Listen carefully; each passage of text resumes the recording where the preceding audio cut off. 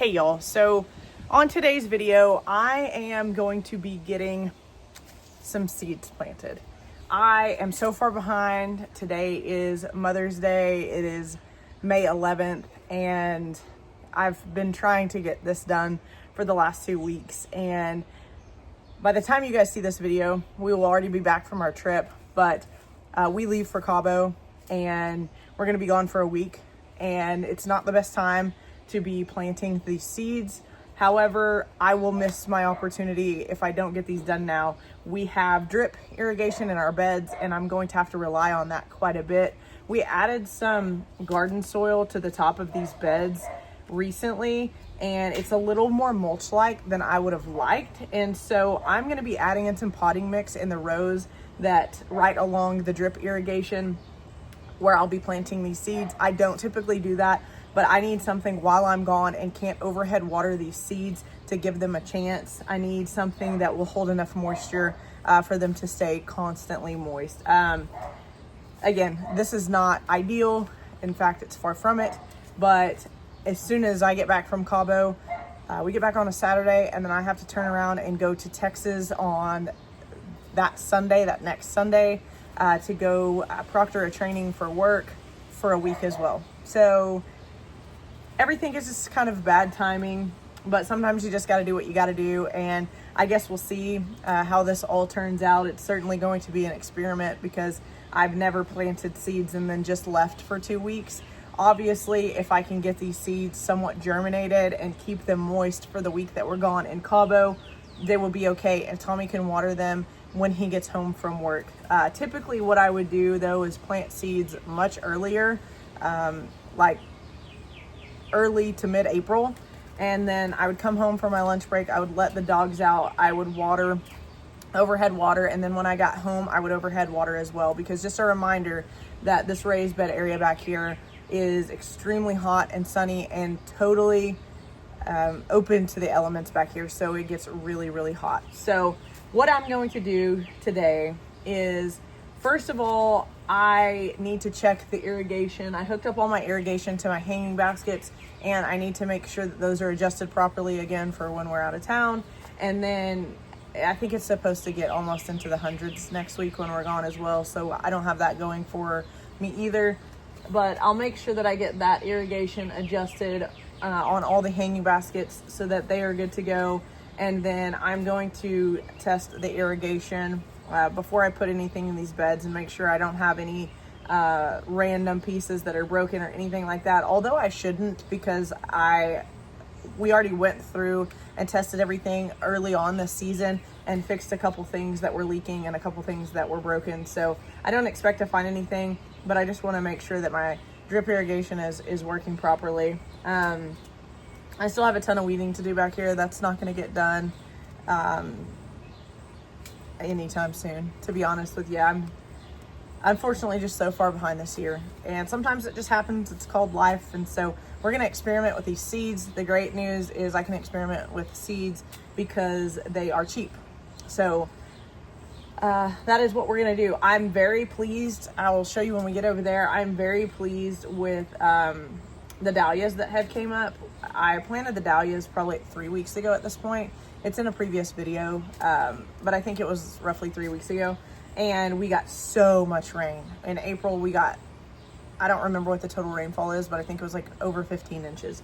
And so I planted those, and I didn't realize the next entire week we were going to be getting that kind of rain. And so dahlia tubers are very prone to rot if they are watered too consistently before they show growth above the soil. And I can see that I have 1, 2, 3, 4, 5, 6, 7, 8, 9, 10, 11 tubers have broken the surface of the soil so far. So I'm happy with that, at least. So anyways, why don't I just go through these seeds that we have here. I'll tell you what I'm planting. I'll give you all of the planting information on these seeds, and then I'm just going to kind of get my camera set up, and I might do a close-up here and there of exactly how I plant the seed. It's really not going to be anything special. Some are press into the soil, some are bury 1/8 of an inch deep, 1/16 of an inch, whatever. And so I might do some close-ups on that if some of these are slightly different, I guess. But there's nothing special to planting seeds. The biggest step is getting them in the ground and keeping them moist until they germinate. So the first one is Dame's Rocket Seed. It's violet. This is a prolific self-seeder. So I have never planted this before, and I actually have a bed of celosia that's right over here that was such a prolific self-seeder. I'm not going to plant anything in that bed this year and I'm going to have to thin it way out. I'll show you when we get over there, but it's done its thing. So this may be one of those things that I regret. We'll see. The celosia, I really love it because the bees love it. I don't regret going to let it self-seed. The seeds on that celosia are so tiny. And as soon as you start cutting stuff back, it just slings seeds everywhere, and there's really not much you can do about it, but they are easy to pull. Weeds are easier, not weeds, but anything really, weeds, plants, anything is easy to pull back here in the soil. So it's really not that big of a hassle. It's just a matter of getting out here and doing it. But Dame's Rocket Violet, it is a perennial, actually. So it is full sun to partial sun, no cold stratification. It is, it says it's a liberal self-sower, and so could be considered invasive in areas of the U.S. Check with your local agriculture office. So honestly, I need to double check that really quick because I did not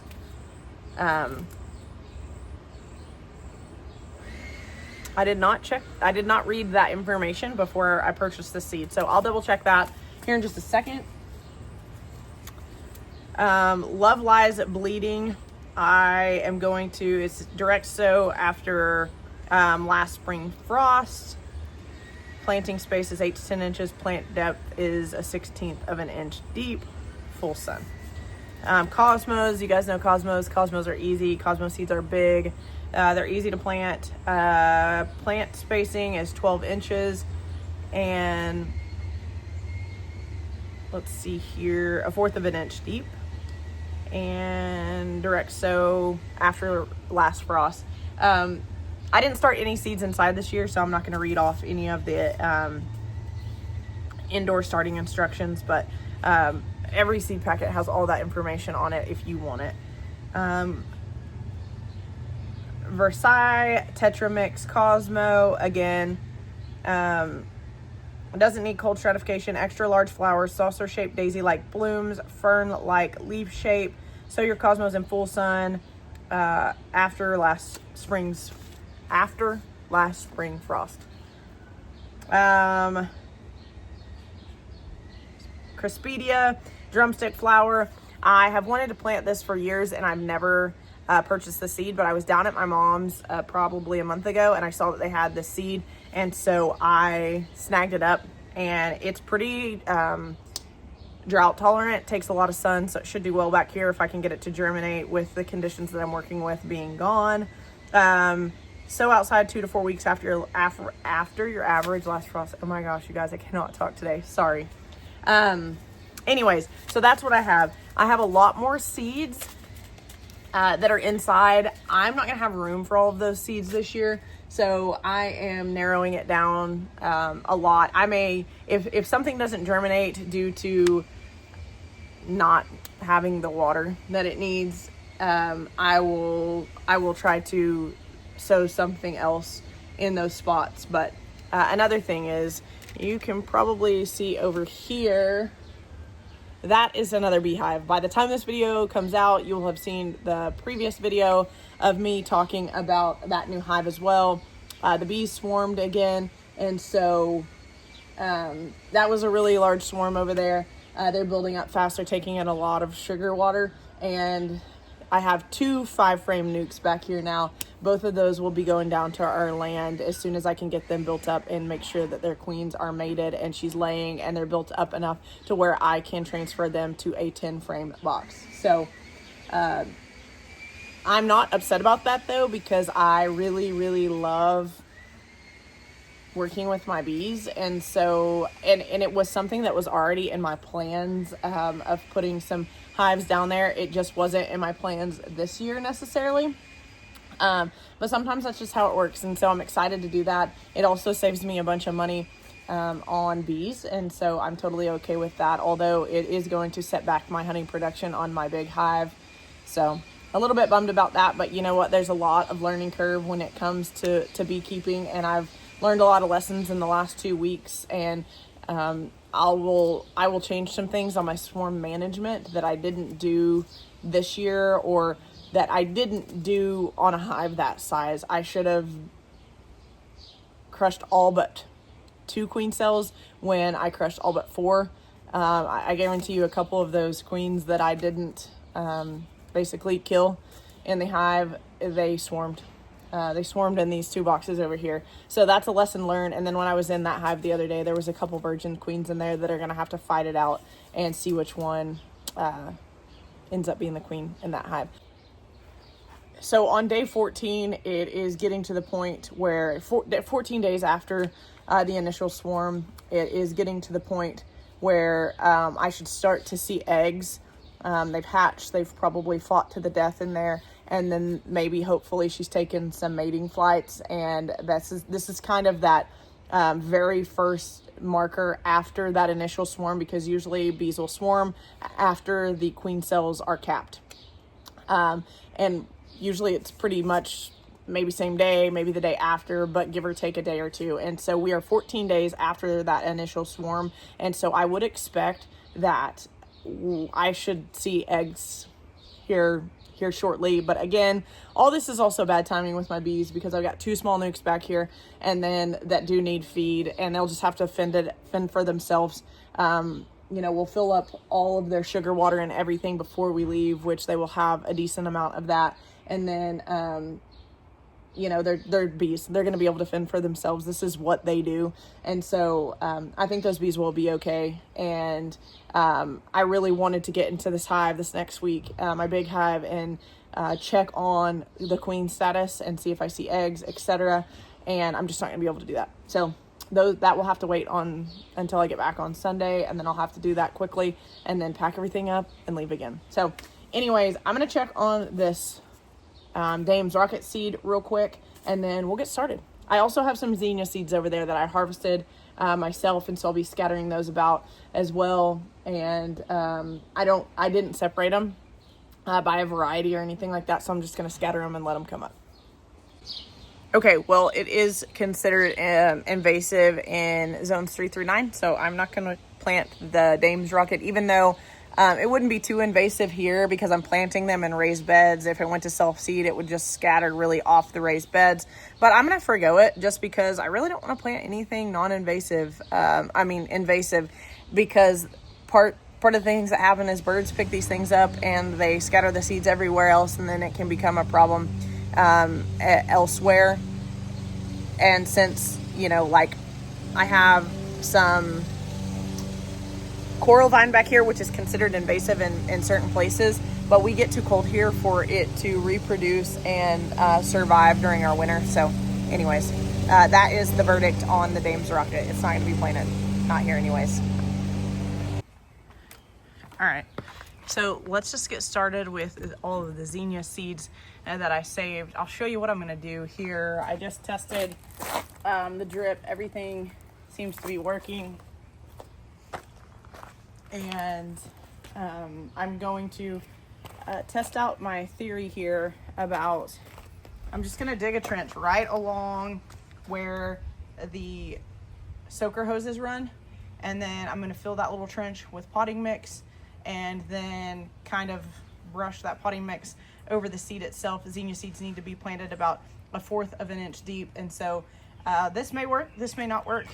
It'll be an experiment for sure, but it's really kind of the only option I have. I'm sure there's better ways to do this, but this is what I have on hand, and this is what I could come up with. It's 3:30 in the afternoon here.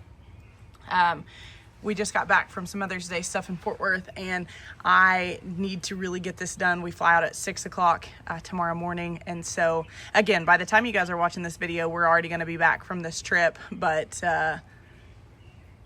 anyways, let's just try to knock it out and get started.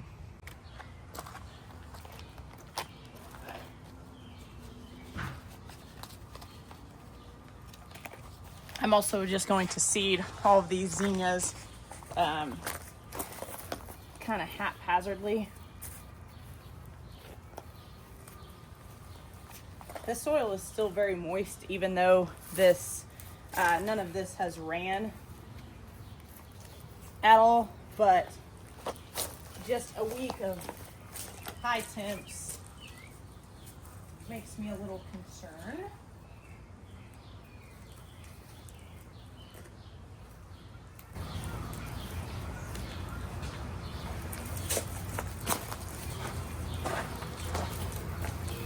Ready to test it?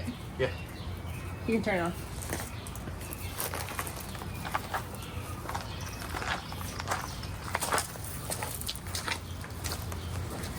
I will also be going back. I'm gonna have to thin these a lot, obviously. You see what I'm doing here. And there's not just zinnia seeds in here. There's other things in here. This could end up being a total disaster, but whatever.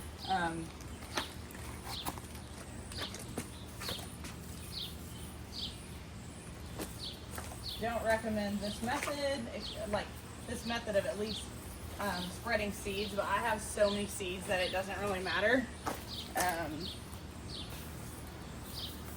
So there's that part of it. And obviously I'll have to go in and really thin these out. I also didn't verify that all of these were pollinated. I did do a video on it, actually, on what a pollinated zinnia seed looks like.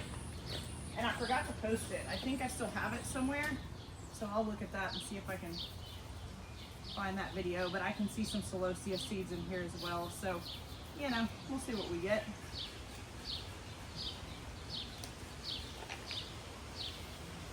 A lot of times, to be honest with you, I have some zinnia seeds that come back. And I feel like I only had one over there outside of my raised bed this year that actually came back. That self-seeded, so that's kind of weird. I will say though, if this little experiment works, it'll make sowing zinnia seeds a heck of a lot easier. But I'm gonna have some stuff mixed in here for sure. There's a lot of celosia in here. And I really don't want that, to be honest with you, because I've got a ton of self-seeded celosia over there. It seeds very well. Self-sows very well. I'm gonna go get some dried zinnia heads that I have really quick. Also, what I'll do if celosia starts coming up, I'll preemptively pull it. I'll be looking for it. And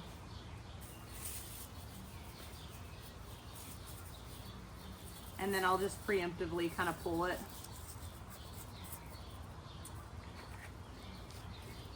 And then that way it doesn't get out of control and I don't have to do a lot of pulling of celosia next spring, because the celosia is very good at self-sowing.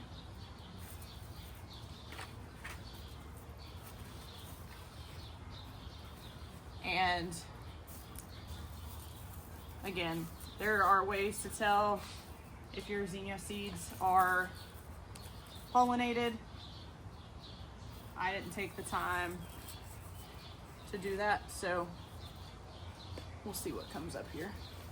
Worst case scenario, zinnias are tough. I can go get some zinnia seeds probably in a couple weeks and still be okay to plant some zinnias, as long as I'm kind of here to make sure and keep them moist.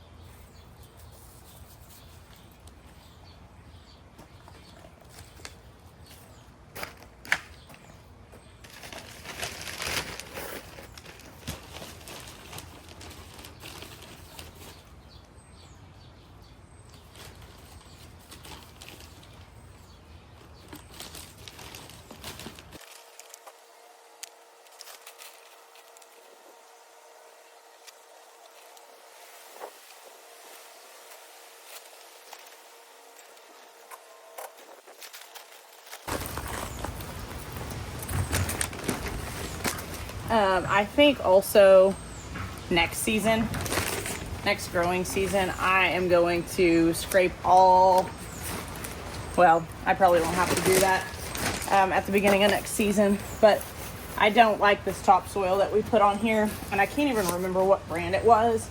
I kind of tested it out at the store, and I thought that it would be okay, but I absolutely hate it, so I won't be using this again. And if it hasn't like pretty much all composted and kind of broken down by next growing season, I will certainly be scraping all of it up and starting over. Okay, so there's that. Let's move on to put my camera in the shade. Also, really quick, the Crispidia and the Cosmos, I will take a little bit more caution with the Cosmos. The seeds are seeds that I purchased, and Cosmos seeds are pretty big, similar to Zinnia.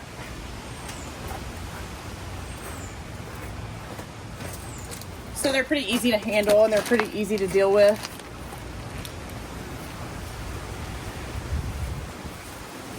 I'm gonna kind of see, again, I'm gonna kind of do these the same way, kind of going right along the line.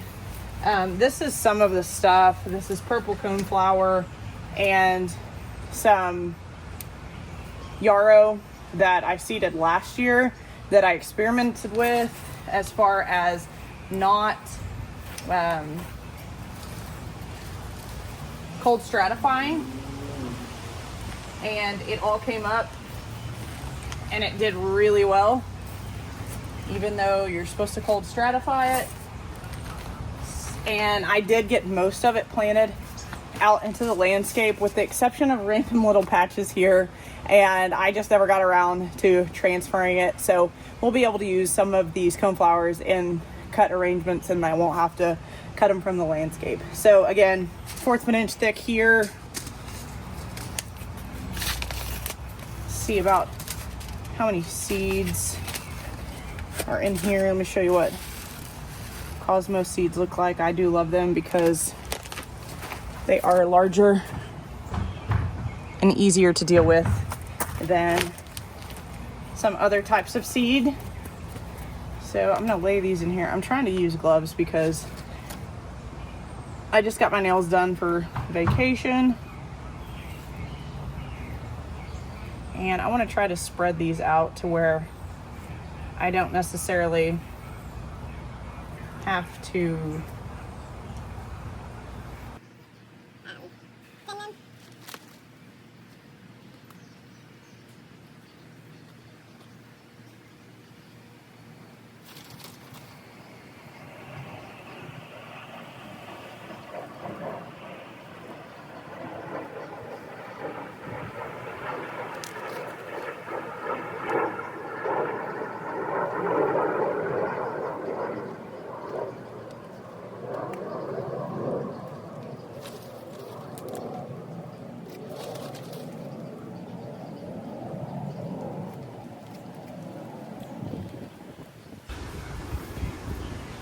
This is killing me. I can't do this in gloves. It's hard to hold the seeds and all of that. I really hate working with gloves. I think I told you guys that before. It just drives me nuts.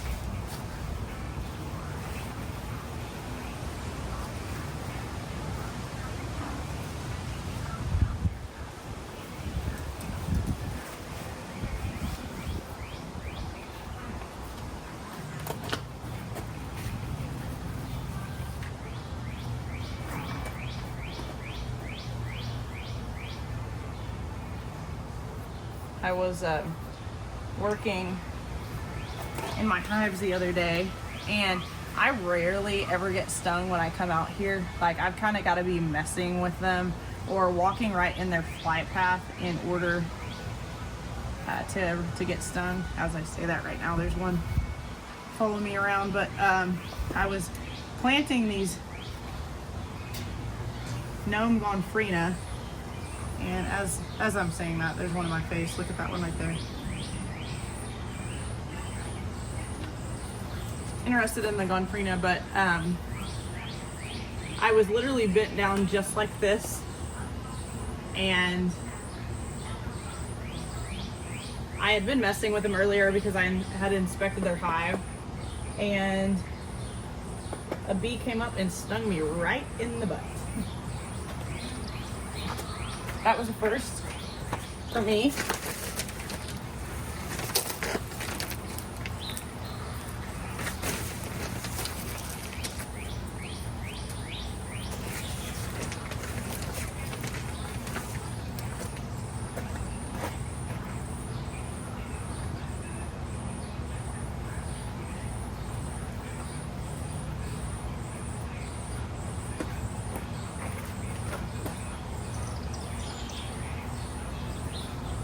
All right, well, I'm gonna go ahead and finish this little section. I was gonna do the Crispidia here, but I still have more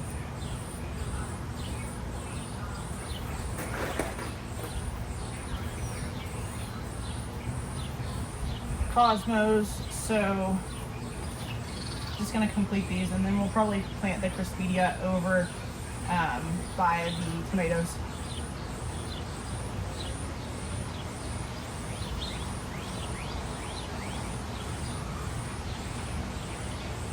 Planting seeds is so easy and so gratifying to me when they start to germinate.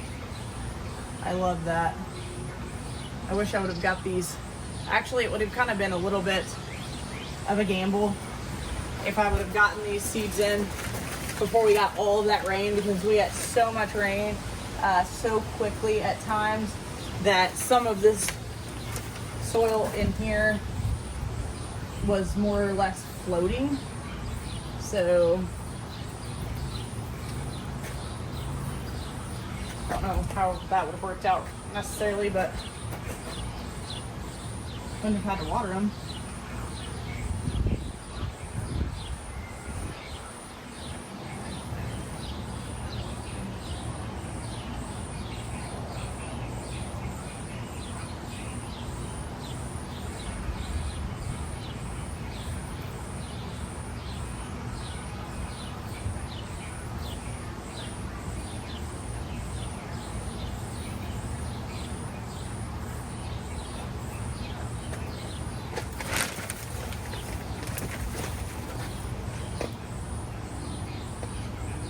Probably would have been about perfect if I would have transplanted everything that I should have transplanted. Let's throw some.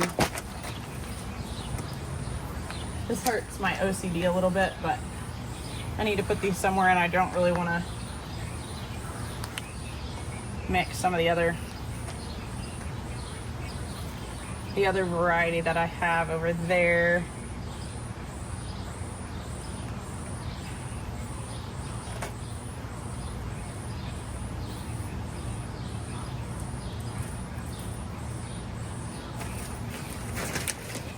Okay.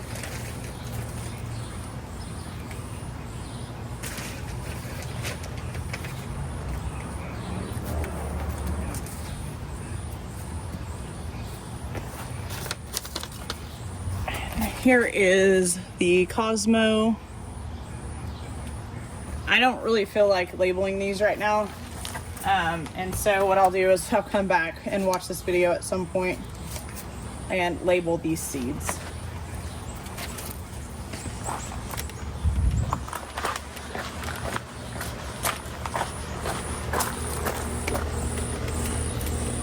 So it's roughly around 4 o'clock, and about this time every evening is prime bee time.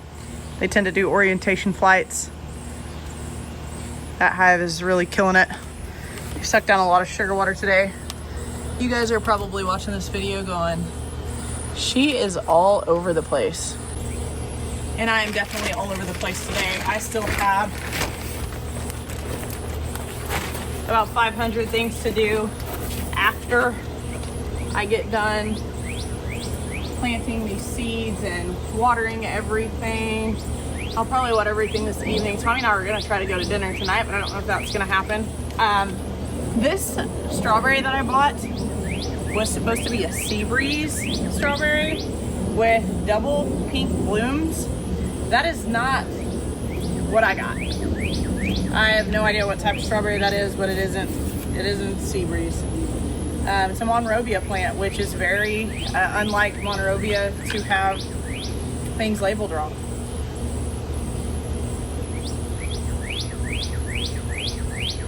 Okay, 1/8 of an inch.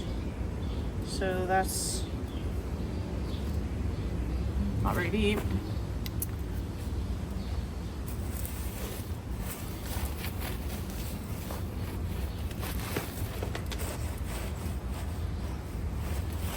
Gotta figure out where my drip tees off here. Here we go.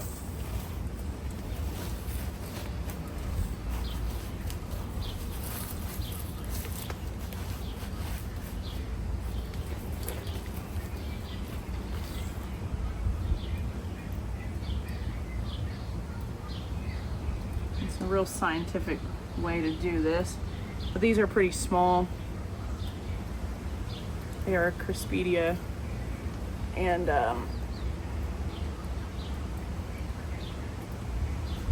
they're sticking to my hands, sticking to my gloves. So we're just gonna scatter them. I never worry too much about like exactly how deep the seeds go, to be honest with you. Like I try to follow the instructions, but you know, it's pretty hard to measure 1/8 of an inch when you're looking at soil, so I just kind of round about it. Some seeds do need light to germinate, but if the planting depth is, you know, like 1/8 of an inch or 1/4 of an inch, not just like pressing to the top of the soil, usually these packages, if they need it, will say you know, needs light to germinate, that kind of deal. So if you see that, you definitely want to make sure that you aren't burying the seeds too deep, but otherwise you should be fine. Okay, that one's done.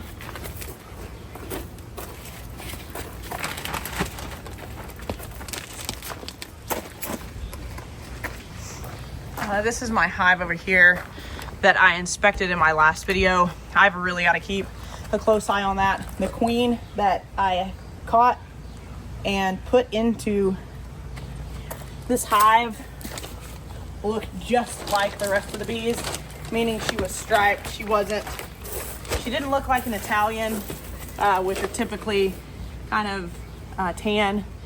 They kind of stick out really well. She was striped. She looked just like a worker bee, except for she was bigger.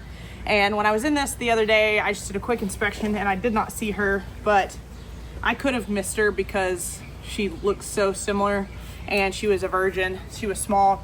When I saw her underneath the hive that day, it took me a second to actually realize that she was a queen. So it's a possibility that I missed her. I thought that the hive seemed pretty loud though, which typically is an indication of them being queenless, but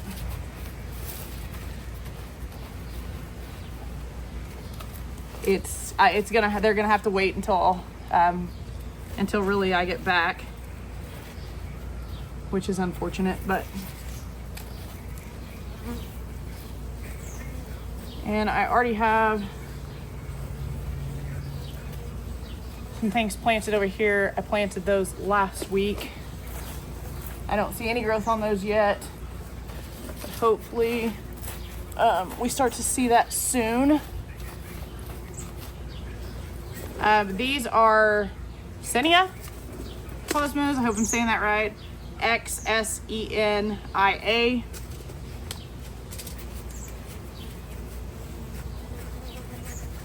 I'm trying to see where my last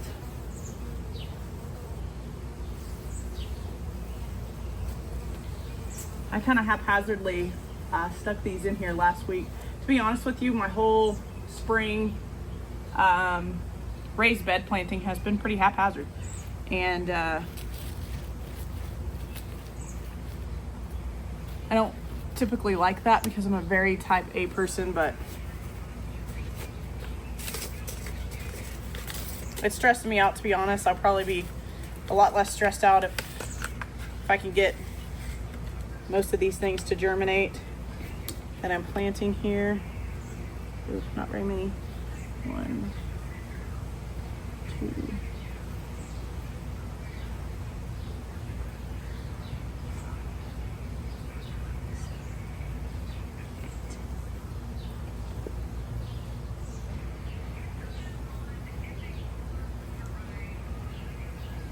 This was a good choice to plant over here because there's really not very many of these seeds in here.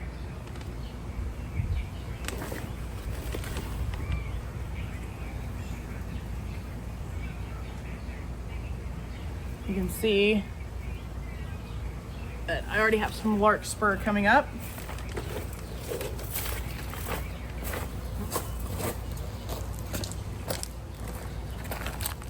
Larkspur self-seeds itself very well here.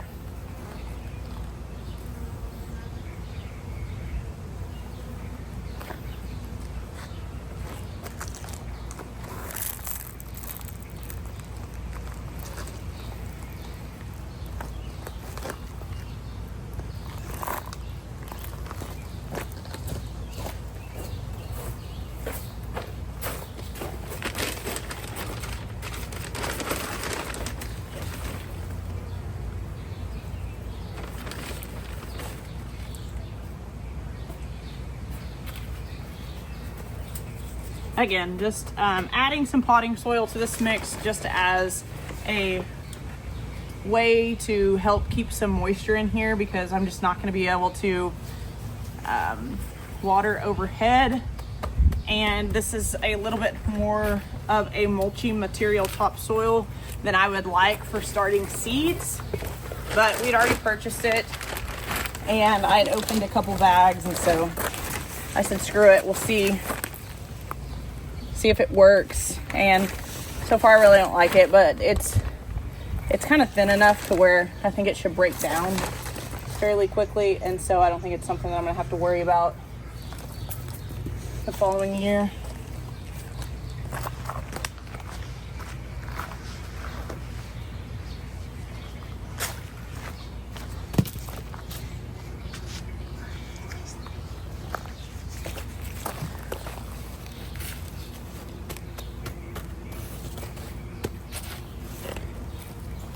Okay, let's move on over here.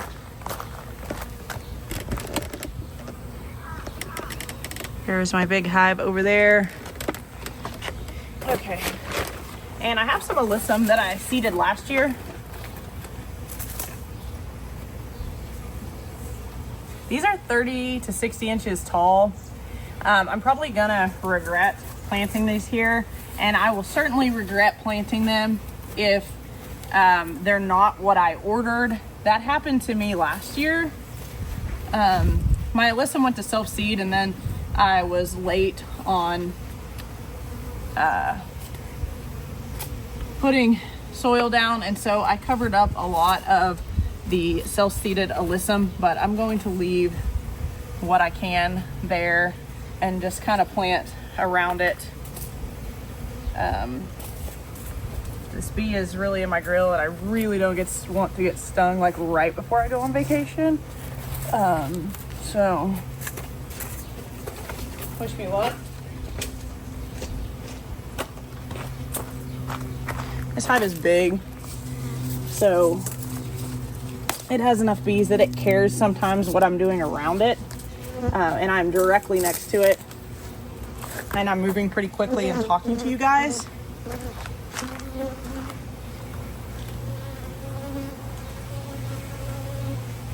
Looking at this bee right now.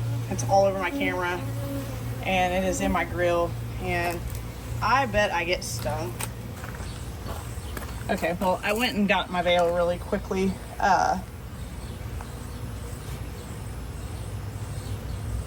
Because I don't really care to get stung. It doesn't really bother me that much.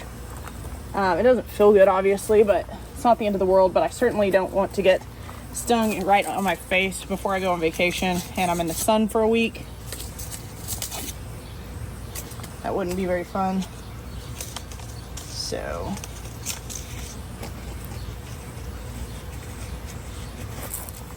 when I get over to the other side, you guys are gonna have to ignore my veil. I literally like just threw it on really quick. The string's in the front of my face.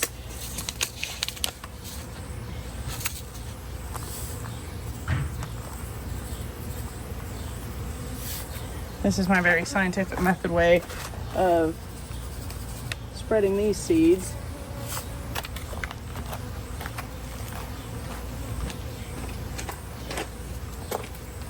These are gonna be a 1/16 of an inch deep, you know, ish. And this is in a very small space, but usually, oh shoot, I didn't make this spot. Okay, well, that is what it is. Kind of mismanaged that a little bit, but they're really pissed off right now. I'm gonna step away for just a second. They're like bouncing off of me, so.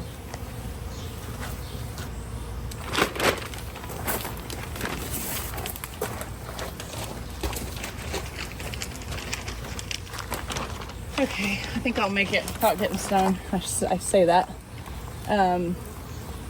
But right now they're a little bit irritated because they aren't queenless. But I don't know if they have a mated queen in there yet. So they are a little bit restless because of that. And that's another reason why I have one bee that won't leave me alone.